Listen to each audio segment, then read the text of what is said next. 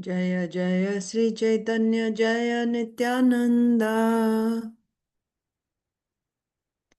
Jaya Dvaita Chandra Jaya Gaura Bhakta Vrinda Jaya Jaya Sri Caitanya Jaya Nityananda Jaya Dvaita Chandra Jaya Gaura Bhakta Vrinda Jaya Jaya Sri Caitanya Jaya Nityananda Jaya Dvaita Chandra Jaya Gaura Bhakta Vrinda Sri Chaitanya Charitamrita ki jai, Srila Krishnadas Kaviraj Goswami ki jai, Srila Prabhupada ki jai, Samaveta Gaur Bhakta Vrinda ki jai. Om Ajnanatimirandhasya Jnananjana Salakaya Chakshurunmilitam Yena Tasmai Sri Gurave Namaha.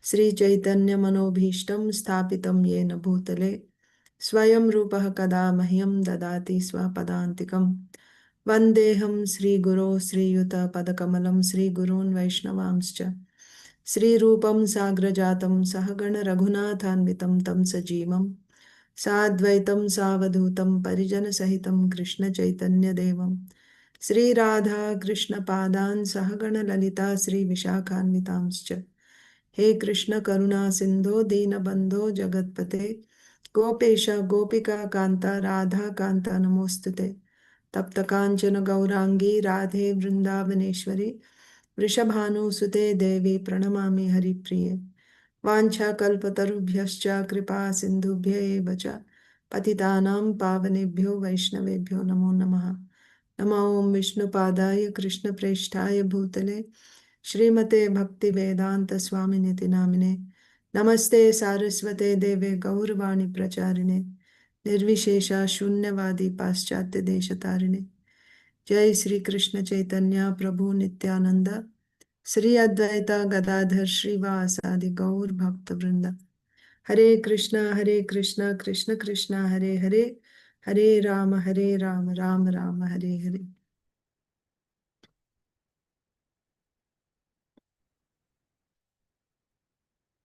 Sri Chaitanya Charitamrita ki jai, Srila Krishnadas Kaviraj Goswami ki jai, Srila Prabhupada ki jai, Samaveta Gaur Bhakta Vrind ki jai. Hare Krishna, dear devotees. I welcome you to today's Sri Chaitanya Charitamrita session. Today is March 1st, 2026. We are reading from Sri Chaitanya Charitamrita, Madhya Lila, chapter 9.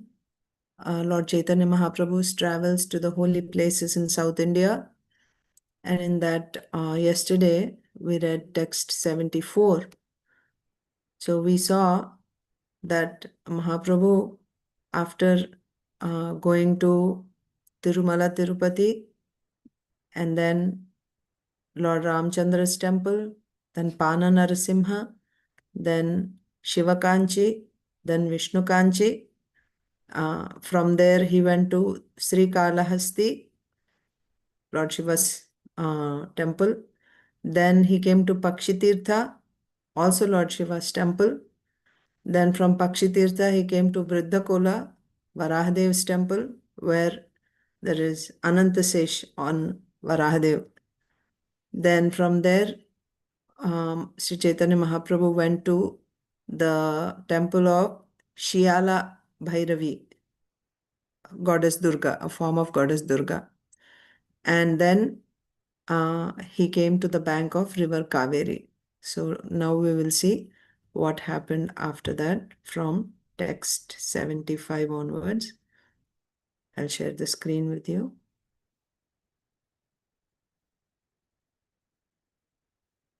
So after coming to the banks of river Kaveri, go-samāje Śiva dekhi āilā Vedāvana, mahādeva dekhi tāṅre karila vandana. Go-samāje. So this is go-samāj. Actually, literally, go means cow, samaj means society. Go-samāj means the cow society. But this is a name, the name of a place, go-samāj. So go-samāje Śiva dekhi. That means he came to a place called go-samāj, and there he saw the deity of Lord Śiva. āilā Vedāvana. After taking darshan of Lord Śiva and go-samāje, Sri Caitanya Mahāprabhu came to Vedāvana, a forest called Veda. Remember in Pakshitirtha, that area is called Vedagiri because of the chain of hills known as Vedagiri. So Lord Śiva in Pakshitirtha is called Vedagiri Ishvara. Now Sri Chaitanya Mahaprabhu came to Vedāvana. Like Vrindavan, this is Vedāvana. So after taking darshan of Lord Śiva in the place called Go-samāje, Sri Chaitanya Mahaprabhu came to Vedāvana. Mahādeva dekhi. So in Vedāvana also, Lord Shiva's temple only. Mahādeva dekhi, tāṅre karila vandana. So there Lord Shiva is Mahādeva. Taking darshan of Mahādeva, Sri Chaitanya Mahaprabhu offered obeisances. So from after coming to the banks of river Kaveri, Sri Chaitanya Mahaprabhu came to a place called Go-samāje. There he took darshan of Lord Śiva. From there he went to Vedāvana, and in Vedāvana he once again took darshan of Lord Śiva called Mahādeva, and then he offered obeisances. Prayers actually.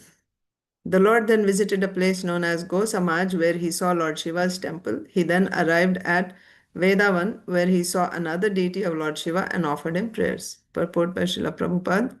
Go-samāje is a place of pilgrimage for the devotees of Lord Śiva. It is very important and is located near Vedāvana.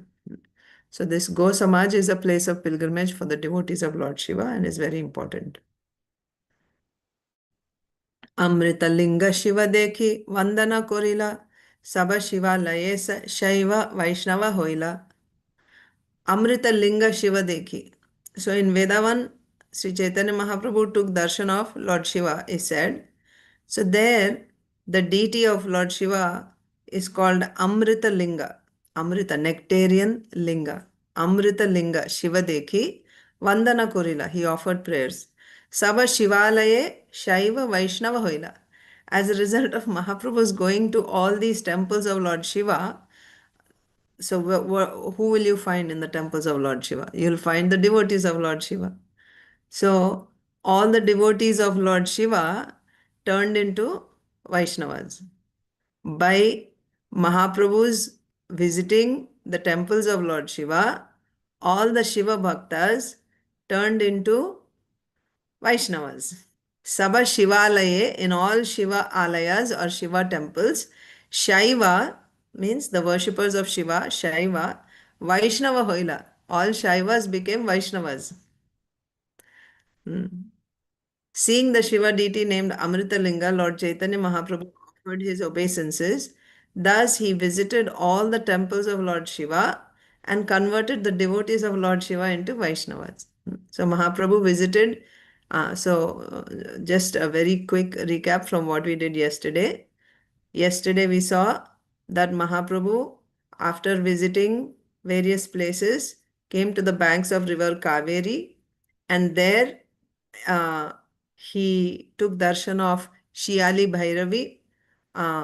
Actually, first he took darshan of Śrī Bhairavi, goddess Durga's temple, and arrived at the banks of the river Kaveri. From there we started today. Then after coming there, Mahaprabhu took darshan of Lord Śiva again, in a place called Go-samāje. So here, Lord Śiva took darshan, went to a place called Go-samāje, which is a place of pilgrimage, a very important place of pilgrimage for the worshippers of Lord Śiva. There he took darshan of Lord Śiva. Then from there he went to Vedāvana. In Vedāvana, once again, Mahaprabhu offered prayers to the deity of Lord Śiva. And there in Vedāvana, the deity of Śiva is called Amṛtaliṅga. Mahaprabhu came there, took darshan and offered obeisances. And in this way, we saw how many Shiva temples Sri Chaitanya Mahaprabhu visited. What was the first one? I think Shri Kalahasti, right? And then Pakshitirtha. Then in Pakshitirtha, he is called Vedagiri Ishvara. Then after that, we saw the goddess Durga's temple, right? Then now we saw in Go-samāje and Vedāvana.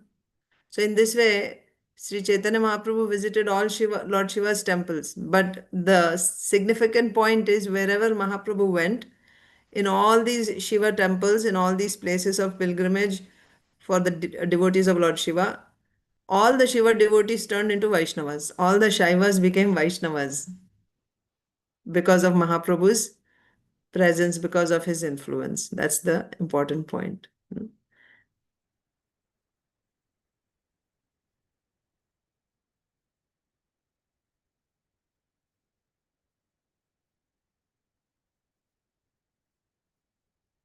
So seeing the Shiva deity named Amṛtaliṅga, Lord Chaitanya Mahaprabhu offered his obeisances. Thus he visited all the temples of Lord Shiva and converted the devotees of Lord Shiva into Vaishnavas. Deva-sthāne asi kaila Viṣṇu daraśana śrī-vaiṣṇavera saṅge tāhāṅ goṣṭhī anukṣana. Now, next, remember Mahaprabhu is in South India, Tirumala, Tirupati, from there he is traveling to all these places. So now Mahaprabhu came to a place called deva-sthāne. And in deva-sthāna, the deity is Lord Viṣṇu. So Mahaprabhu came to Deva-sthāne asi, after coming to Deva-sthāna, Koilo Viṣṇu darshan. He took darshan of Lord Viṣṇu. śrī-vaiṣṇavera saṅge. And the worshippers of Lord Viṣṇu, here they are Śrī Vaiṣṇavas. Śrī Vaiṣṇavas means coming in the Ramanuja Sampradaya, where the first Acharya is Lakshmi Devi herself. Sri means Lakshmi Devi. So Śrī Vaiṣṇavas. So the devotees in Devasthan, the devotees of Lord Viṣṇu were Śrī Vaiṣṇavas. So Śrī Vaiṣṇavera Saṅge, in the association of Śrī Vaiṣṇavas, Taha goṣṭhī anukṣana. So he would have discussions with them continuously. Anukṣana means at every second, constantly, he's having discussions with the Śrī Vaiṣṇavas in the place of Devasthan. At Devasthan, Chaitanya Mahaprabhu visited the temple of Lord Viṣṇu and then he talked with the Vaishnavas in the disciplic succession of Ramanujacharya. These Vaishnavas are known as Śrī Vaiṣṇavas. Kumbhakarna कपाले देखी सरोवर शिव क्षेत्र शिव देखे गौरांग सुंदर. Okay, so after Devasthan, now Kumbhakarna Kapale. So there is this place called Kumbhakarna Kapala. At Kumbhakarna Kapala, Sri Chaitanya Mahaprabhu saw a great lake. Sarovara, Dekhi Sarovar. He saw a great lake. You see, in all temples we see, so far we were reading, there are lakes, like a bathing ghat, a pond or a lake. So at Kumbhakarna Kapala, Kapala means head. Kumbhakarna Kapala means the head of Kumbhakarna. So there must be some significance here. So at Kumbhakarna Kapala, Sri Chaitanya Mahaprabhu saw a great lake. Shiva Dekhe Gauranga. And then the holy place named Shiva Kshetra, where a temple of Lord Shiva is located. So after Devasthana, Mahaprabhu came to Kumbhakarna Kapala. There he saw a great lake. And then he saw a holy place called Shiva Kshetra, where a temple of Lord Shiva is located. Okay. Kumbhakarna Kapale Dekhi Sarovar, Shiva Kshetre Shiva Dekhe, Gauranga Sundar. So actually, not that Gauranga Sundar, Sri Chaitanya Mahaprabhu is taking darshan of Lord Shiva. In Shiva Kshetra, it is saying Lord Shiva is seeing Gauranga Sundar.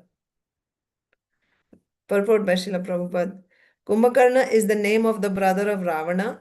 At the present moment, the city of Kumbhakarna Kapala is known as Kumbhakonam. So this is in South India. Kumbhakonam is in Tamil Nadu, I think. So this city of Kumbhakarna Kapala is known as Kumbhakonam. It is situated 24 miles northeast of the city of Tanjore. So we saw earlier also what was on the banks of Tanjore. There was one city of Lord Śiva. Let us see quickly. Just yesterday we read.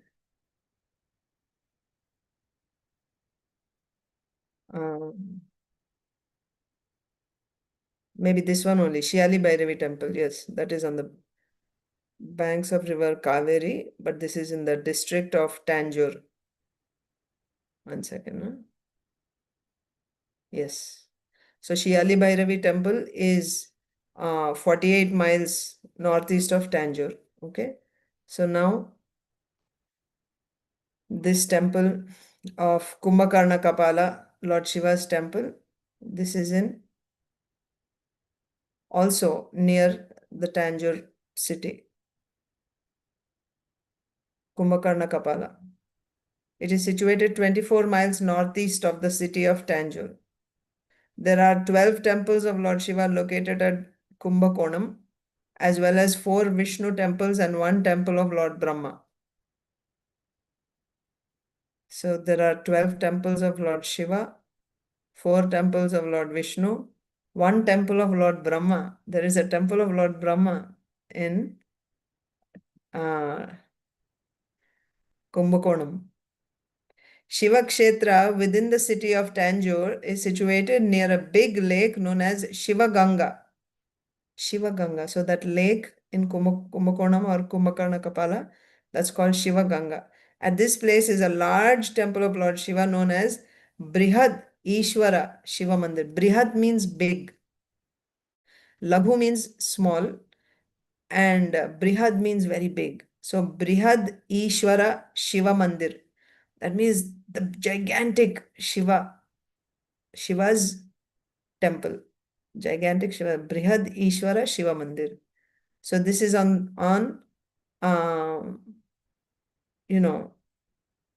the, what do you say, on the bank of this lake called Shiva Ganga. And that city or that place is called Shiva Kshetra. This Shiva Kshetra is within the city of Tanjore in South India. In the city of Tanjore, there is Kumbhakarna Kapala or Kumbhakonam, where there are 12 temples of Lord Shiva, 4 temples of Lord Viṣṇu, 1 temple of Lord Brahma.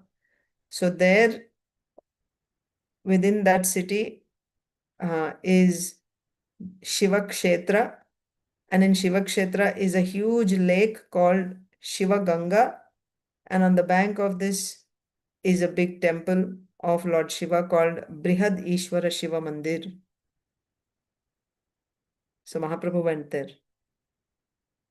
Papanashane Viṣṇu kaila, Papanashane Viṣṇu kaila darshana, Śrī Kshetre tabe karila gamana. Then from Kumbhakarna Kapala, Kumbhakarna Kapala or Kumbhakonam. From there, Mahaprabhu came to Papanashana, the place called Papanashane or Papanashani. Papanashani or Papanashana.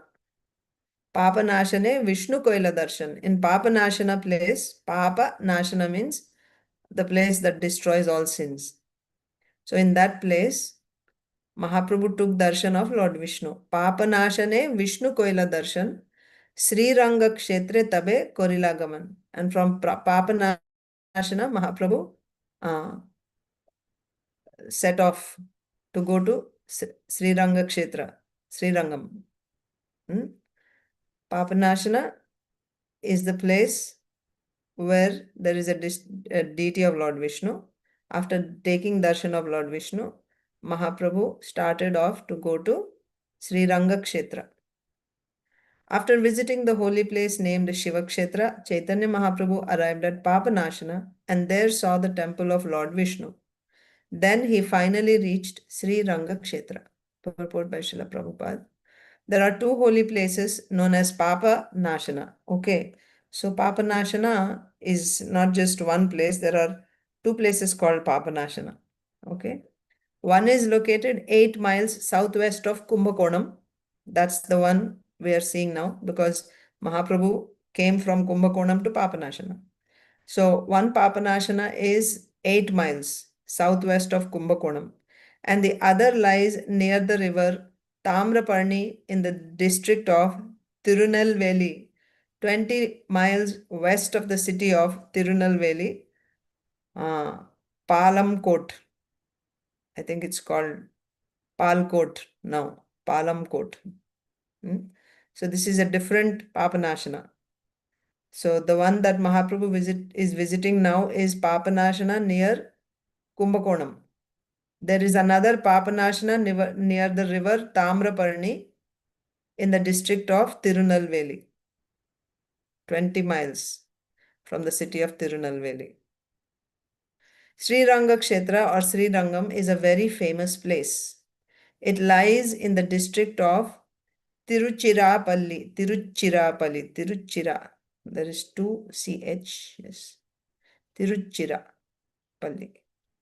Sri Rangam is a very famous place. It lies in the district of Tiruchirappalli, about 10 miles west of Kumbakonam and near the city of Tiruchirappalli, on an island in the Kaveri River. So, exact location of Sri Rangam is given here. Sri Rangam, also called Sri Ranga Kshetra. First of all, it is on an island in the river Kaveri. Sri Rangam is on an island in the river Kaveri. And what is the nearest city which is on the bank of this river Kaveri? Tiruchirappalli. It is near the city of Tiruchirappalli, and it is about 10 miles west of Kumbakonam. Kumbakonam, remember, is where there are 12 temples of Lord Śiva, 4 temples of Lord Viṣṇu, and 1 temple of Lord Brahma. That is Kumbakonam, and there is also Shiva Kshetra in Kumbakonam. Brihad Ishvara Shiva Mandir is there, and there's a large lake called Shiva Ganga. All that is Kumbakonam. So 10 miles from Kumbakonam, on an island in the river of Kaveri, is Sri Rangam. And the nearest city is Tiruchirappalli. Okay. Then the Sri Rangam temple is the largest in India. So the largest temple in India is Sri Rangam temple. And this is an ancient temple. It's not, like a modern construction. The Sri Rangam temple is the largest temple in India, and there are 7 walls and 7 roads surrounding it. So, like concentric rings, right? There are 7 walls. So there's an outer wall, then there's another inner wall, then another inner wall, like this. And then there are gates for each wall. Just like in Vaikunta, there are 7 gates, right? First gate, outermost is the first gate. And then you go inside, then second gate, and then you go inside, third gate. And when you come to the 7th gate, the last gate, after that you get darshan of Lord Viṣṇu. So at that gate, we saw in Srimad Bhagavatam, stand Jai and Vijay at the 7th gate, the gate which is nearest to the Lord. So similarly, in Sri Rangam, you actually see that there are 7 walls and 7 roads surrounding it. So when there is a wall, outside the wall, there is a road. Remember when we were reading about Lord Śiva's temple, we saw there is a huge Śiva temple with 39 acres of land. And then outside that is a wall, and outside the wall is a 60 feet wide road, right? Like that, in Sri Rangam, there's not just 1 wall and 1 road. There are 7 walls, and after each wall, there is a road going all the way around. How wonderful. So this is the largest temple in India, it is said. So the Sri Rangam temple is the largest in India. There are 7 walls and 7 roads surrounding it. The ancient names of these roads are, so now the roads also have names. The ancient names of these roads are the road of Dharma, the road of Raja Mahendra, the road of Kula Shekhara, the road of Alinadana, the road of Tiruvikrama, the Tirubidi road of Madamadi Gaisa, and the road of Ada Indana. So these are the names of the 7 roads. The temple was founded before the reign of Dharmavarma, who reigned before Raja Mahendra. So these names, the roads are named after the kings, the devotees, as you can see. Devotees. So the kings were devotees, like Rajarshis. So uh, uh, probably this is like the first road, right? It is called Dharma. This temple was founded before the reign of Dharmavarna. So the road is called Dharma after Dharmavarma. And then the next road is called Raja Mahendra after the devotee Raja Mahendra, like that. So the temple was founded before the reign of Dharmavarma, who reigned before Raja Mahendra. Many celebrated kings like Kulashekara and Yamunacharya. So Yamunacharya's name is Alabandaru. Resided in the temple of Sri Rangam. Yamunacharya, Sri Ramanuja, Sudarshanacharya, and others are also supervised this temple. So Yamunacharya is the king, but they became great acharyas. So he was a king before called Alabandaru, and then he became a great acharya, and his disciple is Sri Ramanujacharya. The incarnation of the goddess of fortune known as Goda Devi or Sri Andal was one of the 12 alvars.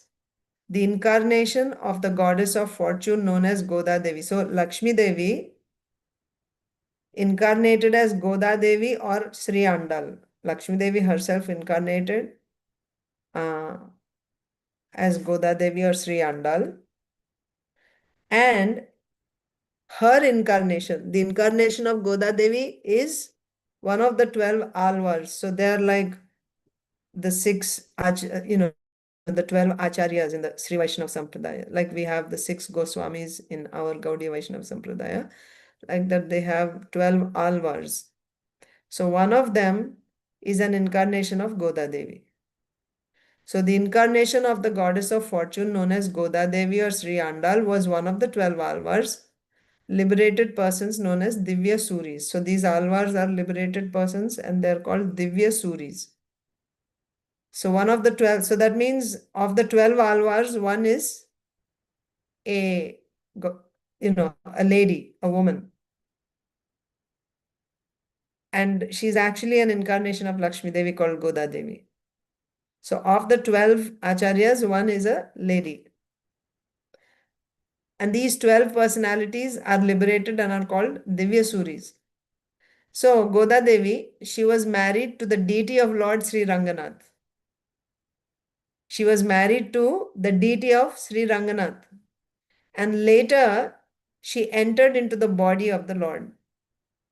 An incarnation of Karmuka named Tirumanga. So that was the first alvar. Goda Devi or Sri Andal is the first alvar, and she was married to the deity, and later she just entered into the deity.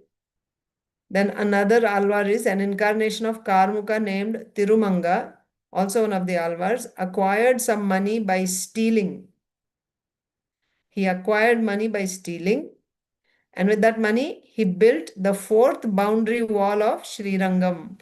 So these walls were actually constructed by the devotees. So this alvar called Tirumanga stole some money to build the 4th boundary wall of Sri Rangam. It is said that in the year 289 of the age of Kali, the alvar of the named, so this is the 3rd alvar, next alvar, Tondara Dippadi. Okay. In the year of 289 of the age of Kali, that means after Kali Yuga started. When did Kali Yuga start? Kali Yuga started 5,000 years ago, about 5,000 years ago. So 289 years after the beginning of Kali Yuga. 289 years after the start of Kali Yuga. In that year, the Alvar named Tondara Dippadi was born. While engaged in devotional service, he fell victim to a prostitute. So this Alvar, he fell victim to a prostitute, and Sri Ranganath, seeing his devotee so degraded, sent one of his servants with a golden plate to that prostitute. So we're seeing the different stories of the 12 Alvars. So about the third Alvar, Tondara Dippadi, it is said that he was born in the 289th year of the age of Kali. And he fell a victim to a prostitute, seeing his devotee, getting degraded. Sri Ranganath sent one of his servants with a golden plate to that prostitute. When the golden plate was discovered missing from the temple, there was a search and it was found in the prostitute's house. When the devotee saw Ranganath's mercy upon this prostitute, his mistake was rectified. He then prepared the third boundary wall of the Ranganath temple and cultivated a tulsi garden there. Not only did he construct the third, was it the third or fourth? I thought it was the fourth boundary wall. No, that's the other, yes. This Tirumanga, second Alvar, right? He constructed the fourth boundary wall. And Tondara Dippadi, who fell a victim to a prostitute, and then the Lord sent his golden plate to the prostitute's house. And when the pujaris found that the Lord's gold plate was missing, they searched and they found that plate in the prostitute's house. So then this devotee, Tondara Dippadi, understood that this is Sri Ranganath's doing and how he was merciful upon the prostitute. His mistake was rectified. So then after this incident, he prepared the third boundary wall of the Ranganath temple and cultivated a tulsi garden. Then there was also a celebrated disciple of Ramanujacharya's known as Kuresh. Sri Ramapillai was the son of Kuresh, and his son was Vag Vijaya Bhatta, whose son was Vedavyas Bhatta or Sri Sudarshanacharya. When Sudarshanacharya was an old man, the Muslims attacked the temple of Ranganath and killed about 1200 śrī-vaiṣṇavas. My God. When Sudarshanacharya was an old man, the Muslims attacked the temple of Ranganath and killed about 1200 śrī-vaiṣṇavas. At that time, the deity of Ranganath was transferred to the temple of Tirupati in the kingdom of Vijayanagar. So when the Muslims were attacking the devotees, killing them, the deity of Ranganath was transferred from Srirangam to the temple of Tirupati in the kingdom of Vijayanagar. The governor of Gingi, Goppan Arya, brought Sri Ranganath from the temple of Tirupati to a place known as Simha Brahma, where the Lord was situated for 3 years. So first of all, from Srirangam, Sri Ranganath was brought to Tirupati. Then the governor brought Ranganath from Tirupati to Simha Brahma, and the Lord resided there for 3 years. In the year 1293 Shaka, the deity was reinstalled in the Ranganath temple, 1371 AD. Now we are in 2026. In 1371, Ranganath was once again brought back to Sri Ranganath temple.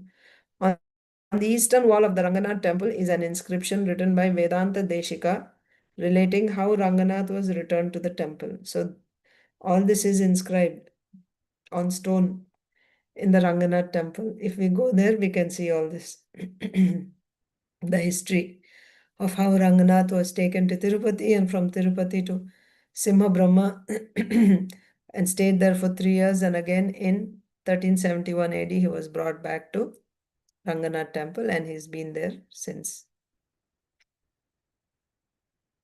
I think we should soak all this in. So I won't go any further. I will stop here today. We'll continue tomorrow. So Mahaprabhu has arrived at Sri Rangam. After visiting Papanashana, he came to Sri Rangam. So we then in Sri Rangam, in the purport, we read about the temple itself, Sri Rangam temple, how it is the largest temple in India. It has 7 boundary walls, each one separated from the other by a road, and how these roads also have names after the great devotees of Lord Ranganath, Sri Ranganath. Then we heard about the Alvars, some stories, pastimes of the Alvars. The first Alvar is Goda Devi or Sri Andal. She's one of the 12 Alvars. And then how she's married to the deity and she entered into the deity later. Then we read about Tirumanga, another Alvar, who stole money to build the 4th wall. Then we heard about another Alvar, Tiruvannappadi, I forget the name, but he fell a victim to a prostitute, but the Lord, out of his mercy, sent his gold plate, through his servant to this prostitute's house. And when the pujaris discovered that the plate was missing, they went searching and they found it in the prostitute's house. So we can imagine what happened after that. So this devotee realized the Lord's mercy on the prostitute and he corrected himself. He stopped going to the prostitute and all that. And he constructed the 3rd road, wall, the 3rd wall and the road. And then also he cultivated a Tulsi garden there. Like this, we heard about 3 of the 12 Alvars.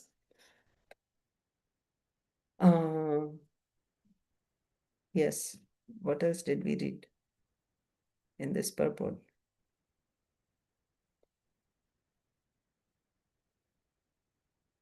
Yes, so yeah, also how the, we read about one of the disciples of Sri Ramanujacharya is Kuresh. Then Kuresh's son is Sri Ramapillai. Sri Ramapillai's son is Vag Vijaya Bhatta. Vag Vijaya Bhatta's son is Vedavyas Bhatta. Vedavyas Bhatta is also called Sri Sudarshanacharya. So this is in succession from Sri Ramanujacharya. Ramanujacharya's disciple. And after that, it is within the family, a seminal succession, but they are devotees. So Ramanujacharya's disciple Kuresh's son Rampillai's son Vag Vijay Bhatta's son Vedavyas Bhatta or Sudarshanacharya. So when Sudarshanacharya was an old man, so how many generations from Sri Ramanujacharya?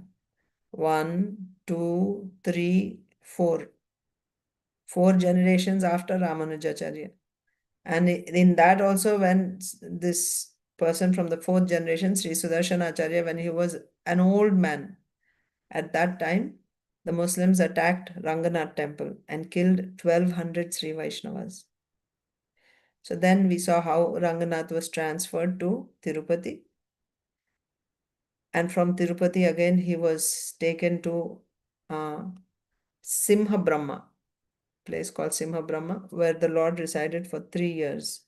So this was done by Goppan Arya, the governor of Gingi, Goppan Arya. He brought Ranganath to this place, Simha Brahma.